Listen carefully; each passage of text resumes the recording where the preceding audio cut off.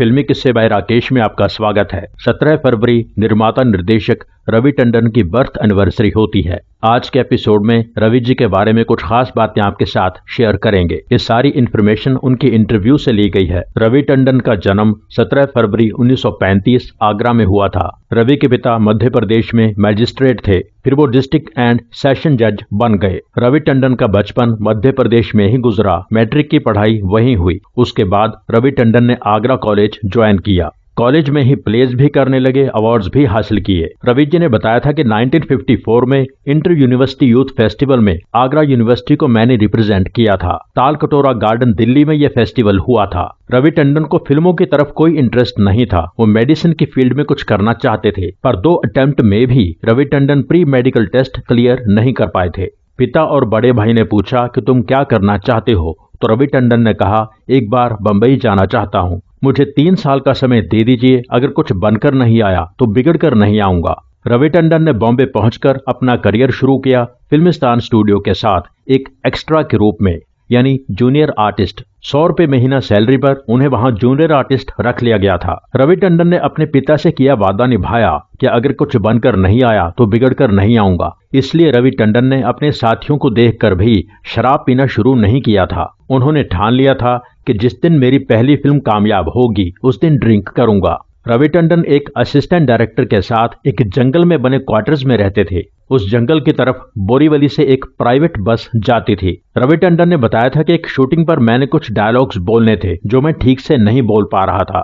उस फिल्म के डायरेक्टर ने बहुत गुस्से में आके मुझे गालियां देते हुए सेट से बाहर निकाला था। इस तरह की बातों से रवि टंडन को ये यकीन हो गया था कि मैं एक्टर नहीं बन सकता। उन्होंने सोचा कि मैं फिल्म डायरेक्टर बनूंगा। उस जमाने में शाम को कई स्ट्रगलिंग एक्टर्स और डायरेक्टर्स चर्च गेट के इलाके में राउंड मारते थे।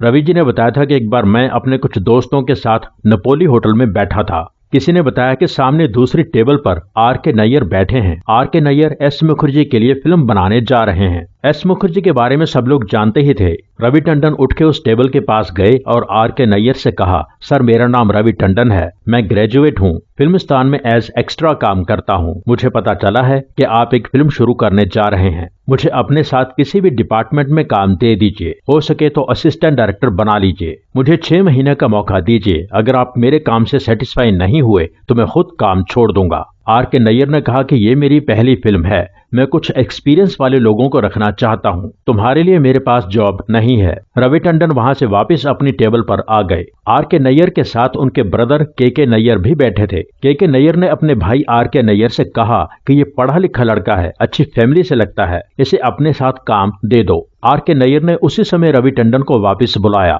पूछा फिल्मिस्तान में कितनी सैलरी लेते हो। रवि टंडन ने बताया 100 रुपये महीना। R.K. नैयर ने कहा कल सुबह 9:30 बजे फिल्मालया स्टूडियो आ जाना।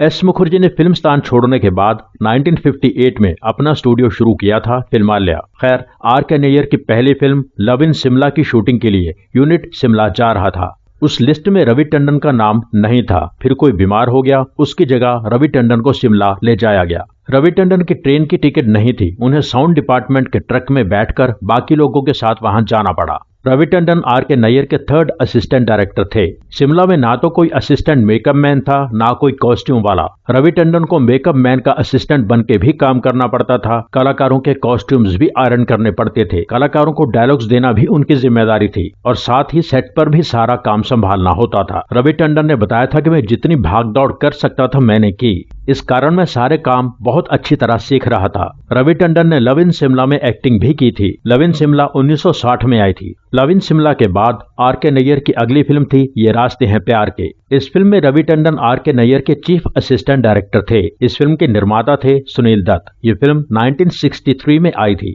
ये रास्ते हैं प्यार के कई सीन्स रवि टंडन ने ही डायरेक्ट किए थे। R.K. नैयर उनसे कह के चले जाते थे कि रवि शॉट ले लेना।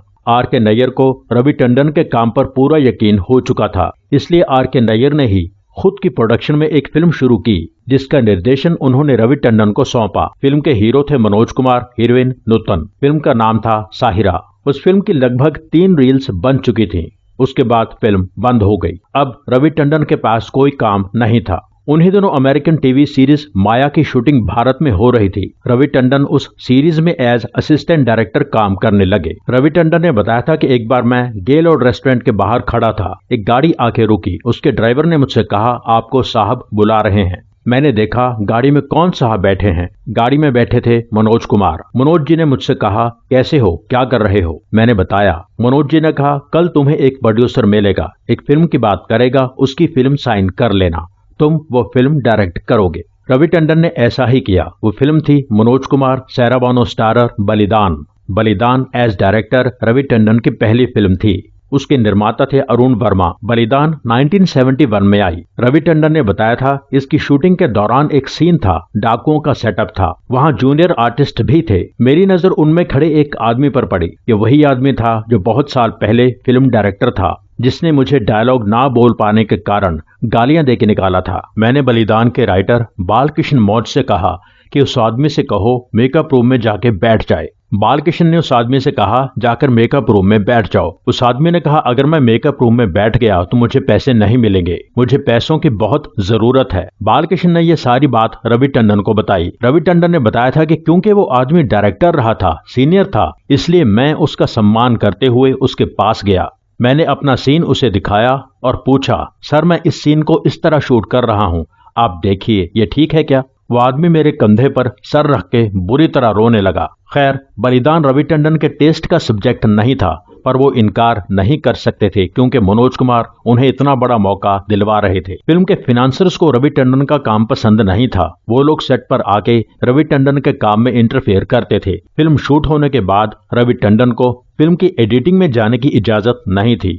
बलिदान फ्लॉप फिल्म साबित हुई। एक दिन रवि टंडन से मिलने उनका एक दोस्त आया, गुल्लू कोछड़। गुल्लू ने रवि टंडन से कहा कि मैंने करीब 2 लाख का इंतजाम किया है, एक फिल्म बनाओ, कहानी, कलाकार, सब कुछ, सारी टीम तुमने ही सिलेक्ट करनी है। रवि टंडन के पास 3 कहानियां तैयार करके रखी हुई थीं। जब रवि टंडन फिल्मालिया की फिल्म लव इन शिमला में असिस्ट कर रहे थे, तब हरि भाई फिल्मालिया के एक्टिंग स्कूल के स्टूडेंट थे। तभी से रवि टंडन और हरि भाई की दोस्ती हो गई थी। अब हरि भाई कामयाब एक्टर संजीव कुमार बन चुके थे, इसलिए सबसे पहले रवि टंडन ने संजीव कुमार से बात की। संजीव कुमार फिल्म में काम करने के लिए मान गए। रवि टंडन ने कहा, कोई बड़ी हीरोइन मेरी स्मॉल बजट फिल्म में नहीं आएगी, तुम ही कोई नाम बताओ। संजीव कुमार ने कहा, लीना चंदावरकर। रवि टंडन ने लीना चंदावरकर को साइन कर लिया।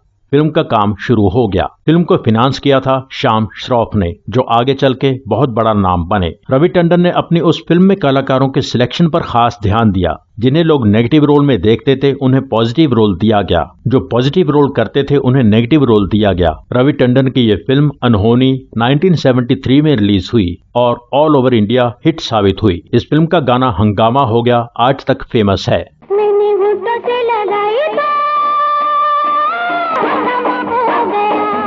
रवि टंडन ने बताया था कि इस गाने के बारे में मैं क्लियर था कि मुझे क्या चाहिए। उस दौर में ताज होटल में एक डिस्को होता था। मैं अपनी टीम को वहां ले गया। मेरे साथ थे संगीतकार प्यारेलाल, डांस मास्टर PL राज, कैमरामैन रामचंद्र। मैंने इन सबको वहां डिस्को दिखाया और बताया कि मैं कैसा गाना चाहता हूं। उसके बाद मेरी टीम ने जो गाना बनाया वो कमाल था। लक्ष्मी प्यारे के कमाल के बाद डांस मास्टर और कैमरामैन की अंडरस्टैंडिंग ने गाने के लेवल को बहुत ऊपर पहुंचा दिया। जिस तरह गाने में जूम इस्तेमाल किया गया, उसने गाने को अमर कर दिया। रवि टंडन ने बताया था कि जब मुझे यह खबर मिल गई कि मेरी फिल्म हिट है तो मैंने विस्की पी। मनमोहन वो विस्की लेकर मेरे पास आया था। उस विस्की का नाम था कटी साग। रवि जी ने बताया था कि उन्हीं दिनों मेरे पास कैमरामैन नारिमन ईरानी आए। उन्होंने कहा कि निर्माता प्रेम जी मुझसे मिलना चाहते हैं। उसके बाद मैंने निर्माता प्रेम जी की फिल्म साइन की, जिसकी स्क्रिप्ट सलीम जावेद के पास तैयार थी। वो फिल्म थी मजबूर। ये 1974 में आई थी। नहीं मैं नहीं देख सकता तुझे। मजबूर से जुड़ी कुछ खास बातें जानने के लिए आप 1974 की टॉप हिंदी फिल्मों का ये एपिसोड देख सकते हैं। फिल्म कामयाब थी। 1974 में ही रवि टंडन के निर्देशन में एक और फिल्म आई थी, निर्माण। इसके निर्माता थे दीनानाथ शास्त्री। ये फिल्म नहीं चली थी। रवि टंडन की अगली फिल्म के निर्माता थे रवि मल्होत्रा। फिल्म थी खेल खेल में। ये भी रवि टंडन की बहुत खास फिल्मों में शामिल है। फिल्म की कामयाबी ने रवि टंडन का लेवल और ऊपर उठा दिया था। खेल खेल में की बात डिटेल में 1975 की टॉप फिल्मों के एपिसोड में है। 1975 में रवि टंडन के निर्देशन में एक और फिल्म आई थी अपने रंग हजार। इसके निर्माता वो खुद थे, बाकी अनहोनी की टीम थी। फिल्म ज्यादा नहीं चली थी। रवि टंडन की अगली फिल्म 1977 में आई थी जिंदगी। इसके निर्माता थे रोमू एंड सिप्पी वी.के. सूद। रवि टंडन ने निर्माता से कह दिया था कि मैं आपकी फिल्म तब बनाऊंगा अगर इस बार मुझे सस्पेंस फिल्म बनाने के लिए नहीं कहा जाए। मैं कुछ अलग करना चाहता हूं, इमोशनल सब्जेक्ट बनाना चाहता हूं।